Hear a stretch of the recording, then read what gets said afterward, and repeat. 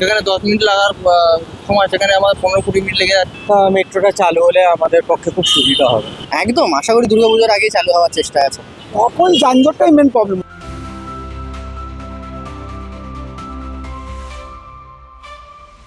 রয়েছে চিংড়িঘাটায়।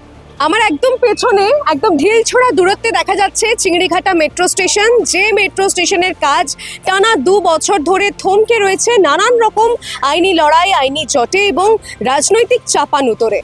কিন্তু এবার সরকার পরিবর্তনের পর এই কাজে কিন্তু গতি এসেছে। প্রত্যেক দিনের যানজটের যে সমস্যা, সেই সমস্যা এড়াতে এই মেট্রো লাইন, এই অরেঞ্জ লাইন অনেকটাই কিন্তু সাথ দেবে।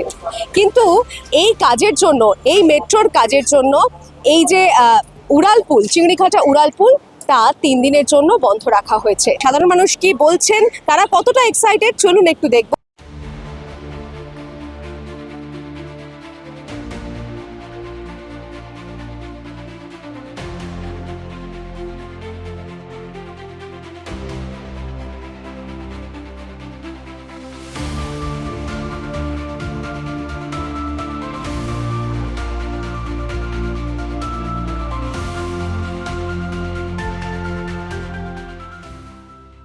হ্যাঁ, অসুবিধা হচ্ছে, প্রচুর অসুবিধা হচ্ছে, কারণ ট্রাফিক তো প্রচুরই ট্রাফিক হচ্ছে।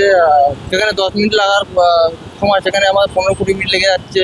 কিন্তু ব্রিজটা তো বন্ধ রয়েছে মেট্রোর কাজের জন্য, সেটা হলে কতটা ভালো হয়? হ্যাঁ, মেট্রোটা চালু হলে অনেকই সুবিধা হয়, যারা অফিস যাত্রী আছে তাদের থেকেও করতে অনেক ভালোই হবে। এবার আমরাও যারা এরকম র্যাপিডো থেকে শুরু করে যারা যান চলাচল সাথে যুক্ত আছে, তাদেরও একটু ট্রাফিকটা সচল হলে অনেকটাই ভালো। অনেকটাই সুবিধা হবে, বিকজ এখান থেকে সেক্টর 5 যেতে অনেক সময় লাগে বা বাস পাওয়া যায় না। তা মেট্রোটা চালু হলে আমাদের পক্ষে খুব সুবিধা হবে।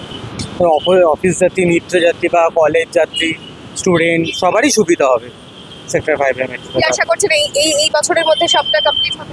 আশা রাখছি, এখন নতুন সরকারের উপর এটাই আশা রাখছি, যাতে তাড়াতাড়ি হয়ে গেলে আমাদের সুবিধা হবে। প্রচুর সুবিধা হবে। এটা বন্ধ হয়েছিল, আমাদের তো এখন যানবাহনের পরিস্থিতি দেখেছেন, কত জ্যাম দেখুন এখানে। মেট্রোটা চালু হলে জ্যামটা অনেকটা মুক্ত হবে, সাধারণ মানুষ তাড়াতাড়ি যেতে পারবে। এটা এর থেকে ভালো আর কি হয়। কি আশা করছেন এই বছরের মধ্যে চালু হবে? একদম আশা করি দুর্গাপুজোর আগেই চালু হওয়ার চেষ্টা আছে। মানে টিভিতে তো তাই বলা হচ্ছে। মানুষের কাজের যাওয়ার আরো সুবিধা বেশি হবে। এখন কি কি অসুবিধার মধ্যে পড়তে হচ্ছে? এখন যানজটটাই মেন প্রবলেম হচ্ছে, মেনলি যানজটটা। একটু যদি এটাকে যত দ্রুত সম্ভব সরকার যদি করে দেয়, তাহলে খুব সুবিধা হবে। একটাই সুবিধা যাতায়াতে আমাদের এই যে দীর্ঘদিন টাইম এখানে দাঁড়াতে হয়, সেটা দাঁড়াতে হবে না। কি অসুবিধা হয় এখন? এরপর যাতায়াত হতে এখানে অনেক জামে জড়িয়ে যাই না আমরা। সমস্যা অবশ্যই হচ্ছে, সমস্যা অবশ্যই হচ্ছে। কি ধরনের সমস্যা হচ্ছে? এই যে জ্যাম দেখছেন তো। আচ্ছা, ব্রিজটা বন্ধ রয়েছে, মেট্রোর কাজ হচ্ছে বলে, মেট্রোটা চালু হলে কতটা সুবিধা হবে? অনেকটা সুবিধা হবে। আর নতুন ব্রিজটা হলে তো আরো ভালো হয়।